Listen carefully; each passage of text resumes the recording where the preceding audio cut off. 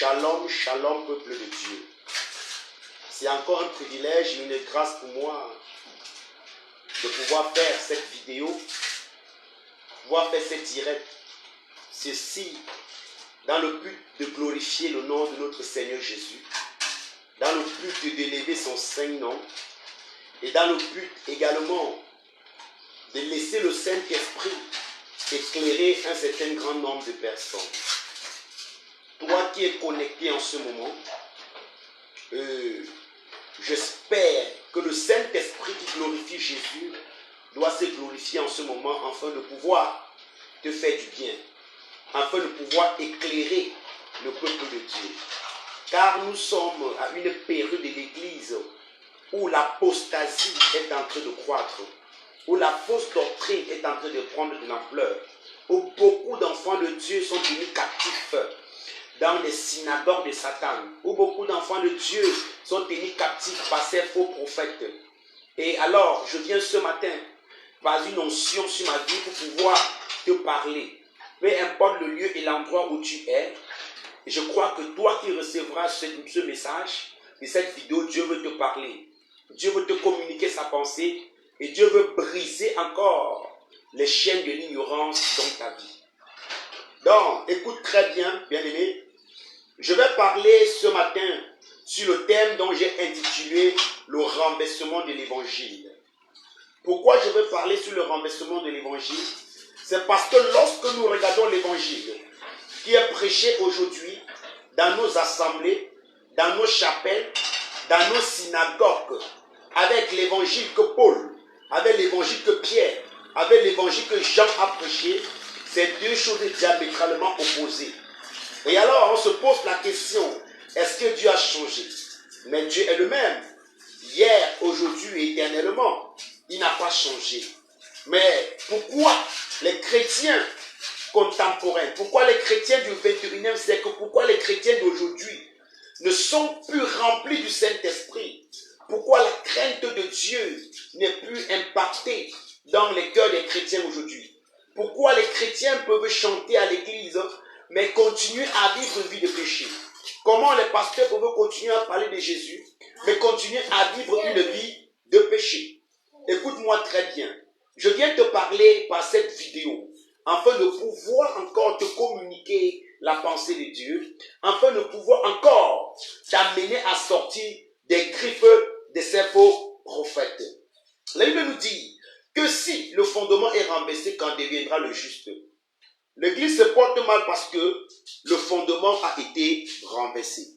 C'est pour ça que l'église se porte mal, parce que le fondement a été renversé.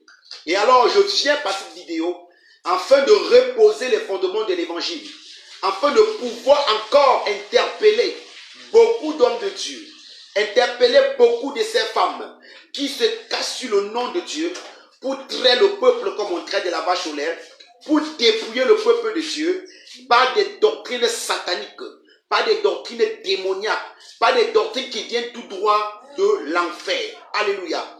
C'est pour cela que ce matin, nous allons parler sur le thème l'évangile renversé. Quand nous prenons notre livre dans le livre de Galates chapitre 1, à partir du verset 6, l'apôtre Paul dit: je m'étonne que vous vous détourniez si promptement de celui qui vous a appelé par la grâce de Christ pour passer à un autre évangile.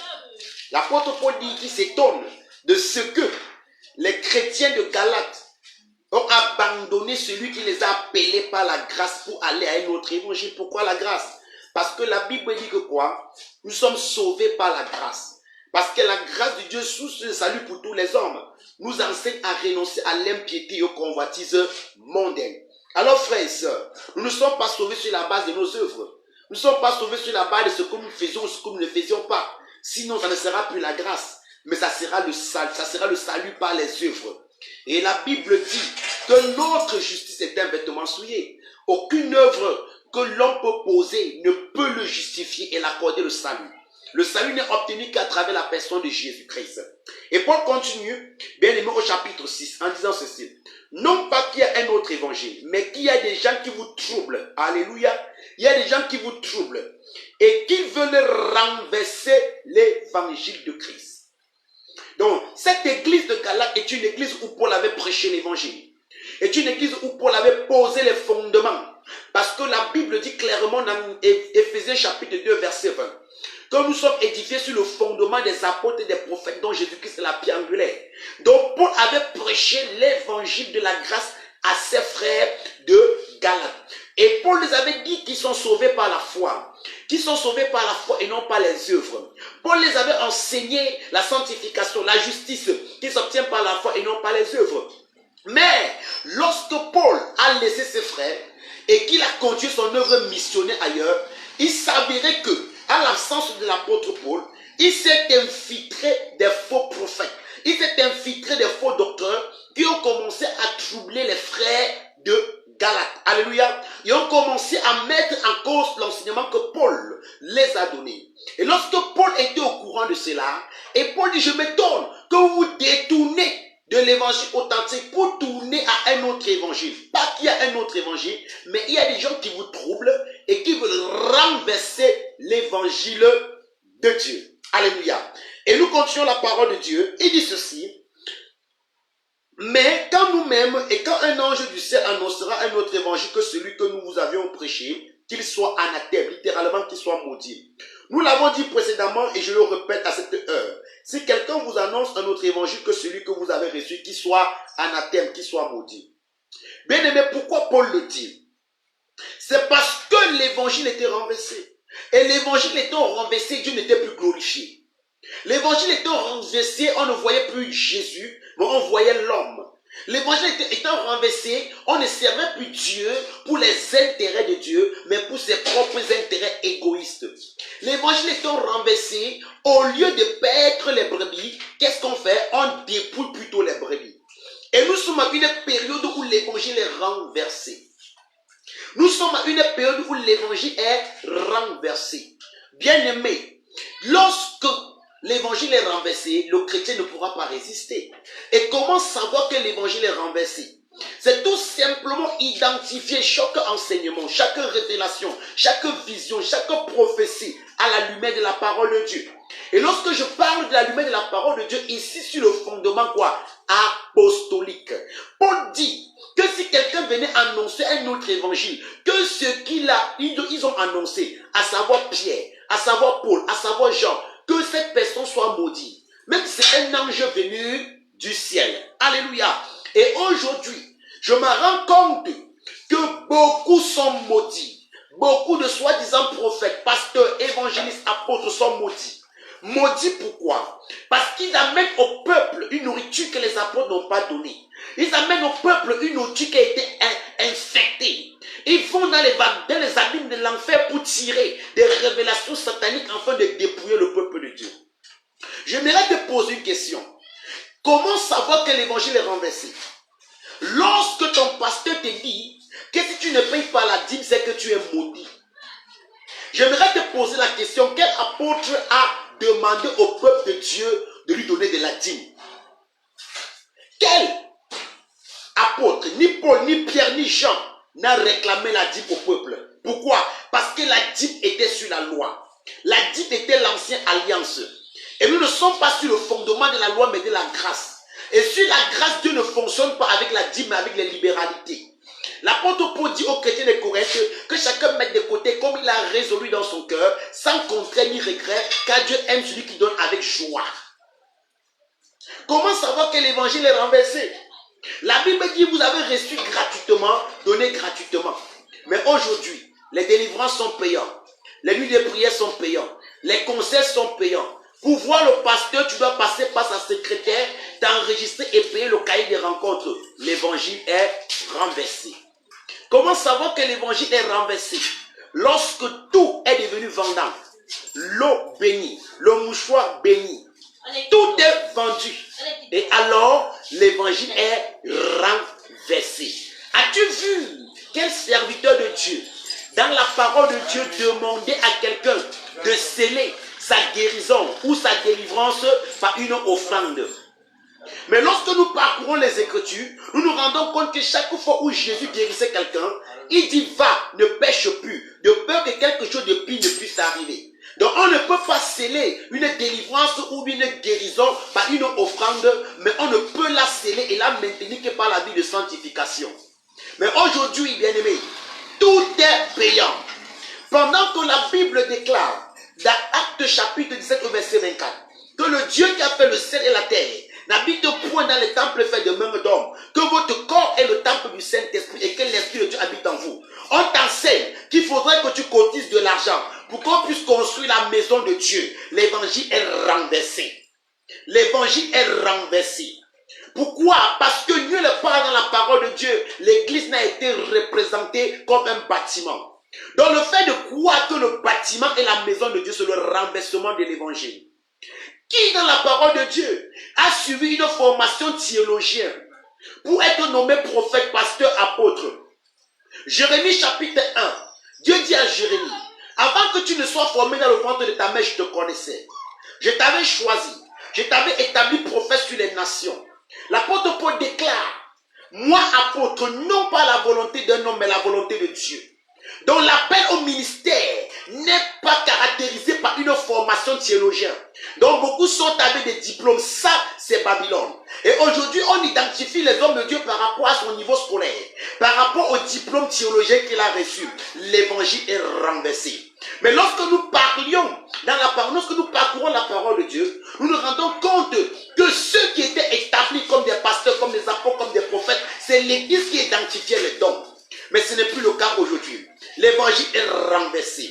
Pendant que la Bible déclare dans Éphésiens chapitre 1 que Christ est le chef de l'église, aujourd'hui les pasteurs s'auto-proclament fondateurs de l'église.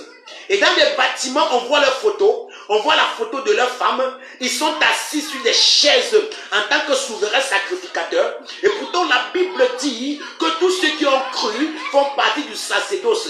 Et lorsque ces choses sont appliquées dans l'église, l'évangile est renversé. Bien aimé, l'évangile est renversé. On te vend le mouchoir, on te vend l'eau, on te vend la photo du pasteur, on te vend les chaussures, on te dit qu'il y a des cailloux qui vont renverser Goliath. L'évangile est renversé. Écoutez-moi très bien. Le don de Dieu ne se vend pas. Elle ne se marchande pas. Écoutez, l'apôtre Paul dit aux chrétiens de Corinthe, de même que le serpent séduisit Ève, je ne crains que vos pensées ne soient séduites à l'égard de Christ. Et j'aimerais t'informer une chose, c'est que les chrétiens sont séduits. Beaucoup sont séduits. Ne croyez pas que la grandeur d'un homme de Dieu se résume aux qualités des vestes, se résume aux voitures qu'il a au parking, se résume au nombre d'assemblées qu'il a implantées. Non. Mais la grandeur d'un homme de Dieu se résume à la fidélité à la parole authentique, se résume à la transmission de l'évangile sans diluer. Écoutez, la Bible dit que Jean-Baptiste était habillé en poil de chameau, vivait au désert, se nourrissait de sauterelles et du miel sauvage. Mais le maître dit que de tous les hommes nés des femmes, Jean est le plus grand. Pourquoi? Et pourtant il n'a pas chassé les démons. Pourtant il n'a pas guéri un mot de tête. Mais simplement parce qu'il est resté fidèle à sa mission. Parce qu'il a transmis sa mission. C'est de préparer le chemin de Yoshua.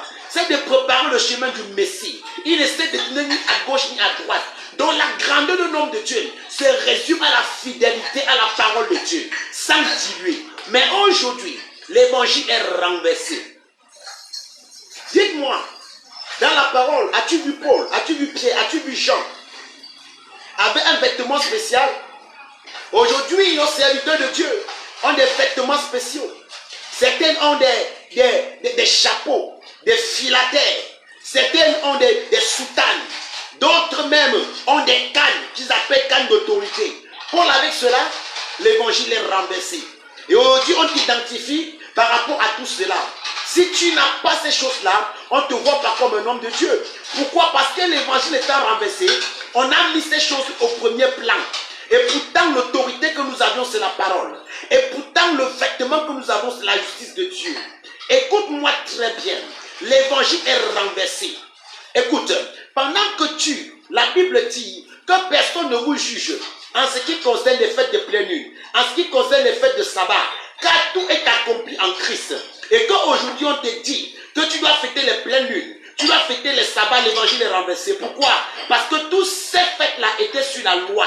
Et la Bible déclare dans Romains chapitre 10 au verset 4 que Christ est la fin de la loi pour la justification de tous ceux qui croient. C'est ça que l'apôtre Paul dit aux chrétiens de Galate, vous vous êtes détournés de celui qui vous a appelé à la grâce, vous passez un autre évangile. Pas qu'il y ait un autre évangile, mais qu'il y ait des gens qui vous troublent et qui veulent renverser l'évangile de Christ. Bien aimé, les fêtes de pleine lune, les sabbats, tout cela, les pentecôtes, tout ce qu'on vous demande, les fêtes de reprendre, les fêtes de moisson, c'était sur la loi. Et Christ est venu accomplir cela, afin que nous soyons justifiés par la foi et non par les œuvres de la loi. Et pendant qu'on t'enseigne encore ces choses-là, laisse-moi te dire, on est en train de renverser l'évangile. Et c'est pour ça que beaucoup sont à l'église, chantant à la chorale, prophétisant, ayant des visions, mais étant encore influencés par les liens ancestraux, étant encore possédés par des démons. Pourquoi? Parce que l'évangile que tu as reçu n'est pas l'évangile authentique. Et si cela n'est pas authentique, bien aimé, parce que Dieu est un Dieu qui ne se mélange pas. Bien aimé, il est question ici que les portes soient ouvertes dans ta vie afin que tu sois sur l'influence du monde des ténèbres. Mais je viens parler à quelqu'un à travers ce message. Je viens parler à quelqu'un à travers cette vidéo que tu dois sortir de l'évangile renversé pour t'établir dans l'authenticité. L'authenticité, c'est l'évangile non dilué. C'est l'évangile que Paul, c'est l'évangile que Pierre, c'est l'évangile que Jean a prêché. C'est l'évangile apostolique. Car la Bible dit qu'avant ces jours, il nous enverra Élie le prophète, qui ramènera le cœur des pères aux fils et le cœur des fils aux pères. Dieu, en ces derniers temps, veut ramener le cœur de son peuple à la véritable doctrine, afin de pouvoir briser ce joug que les hommes ont posé sur vos vies en renversant l'évangile. Écoutez-moi bien.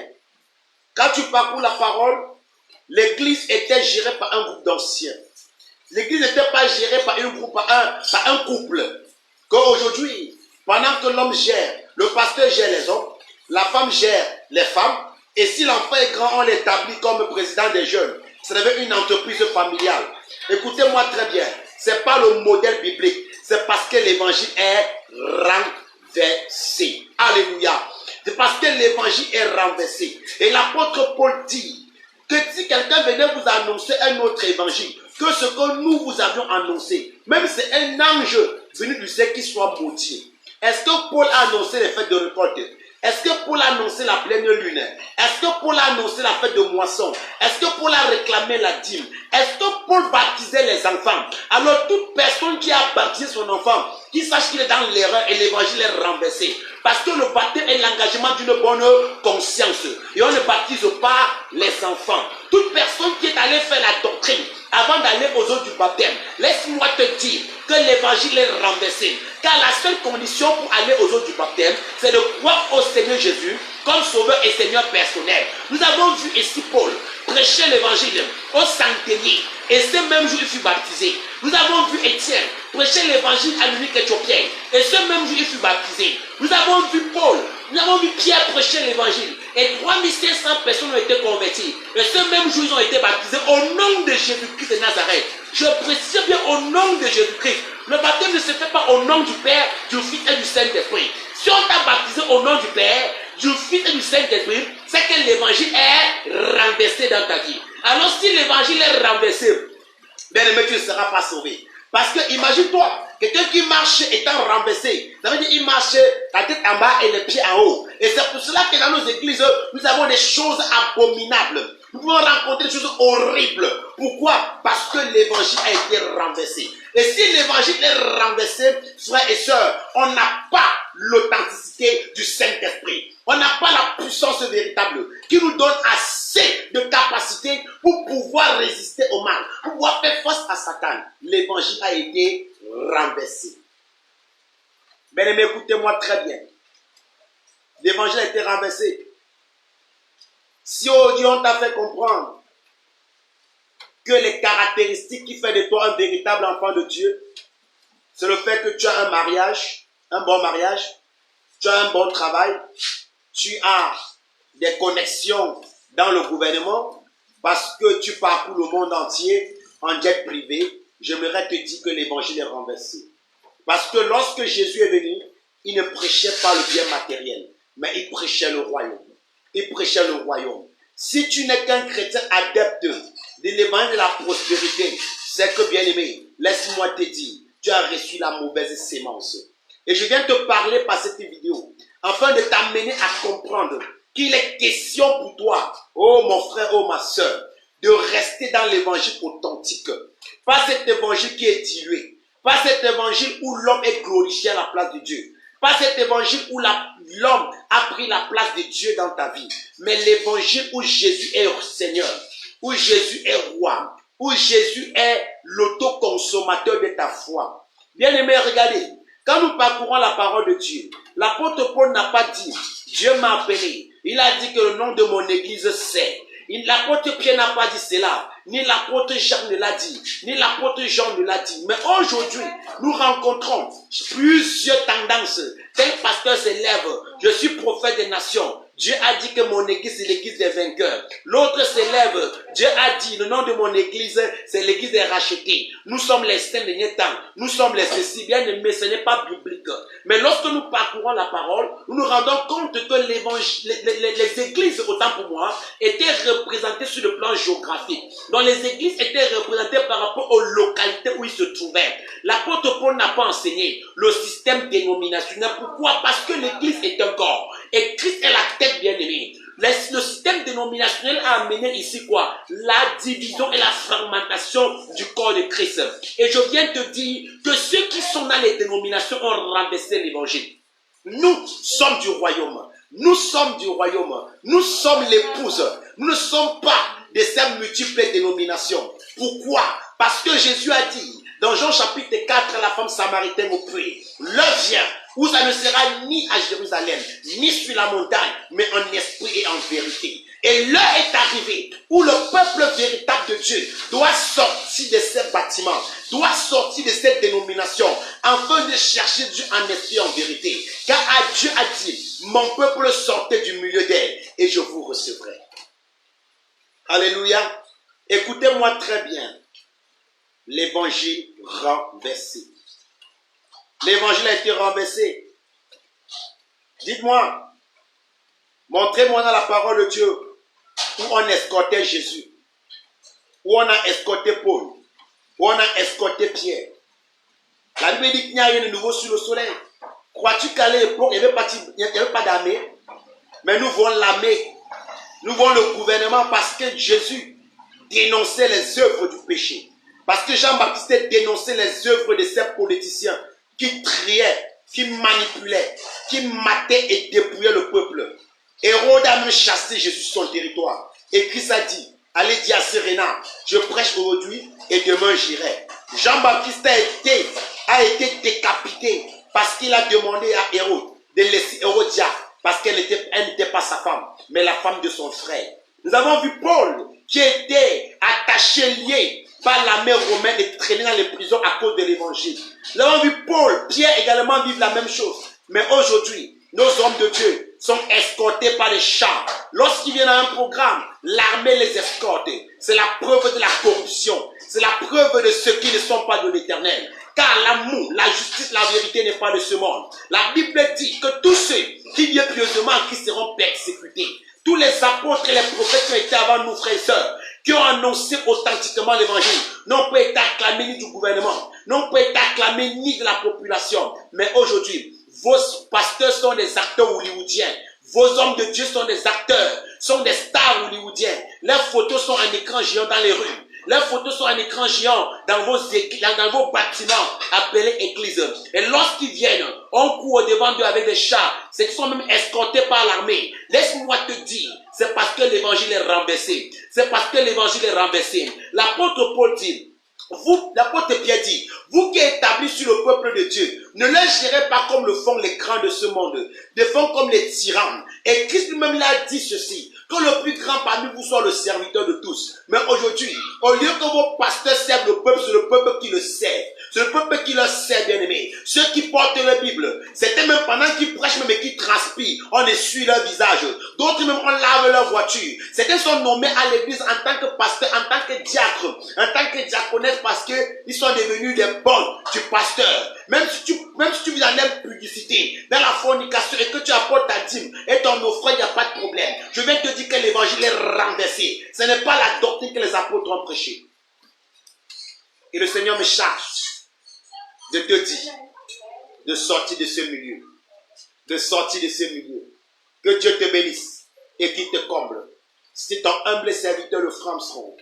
Si tu as besoin davantage d'éclaircissement et d'enseignement, tu peux me joindre au 6 98 99 63 48. C'est mon numéro WhatsApp et je serai disposé à te recevoir.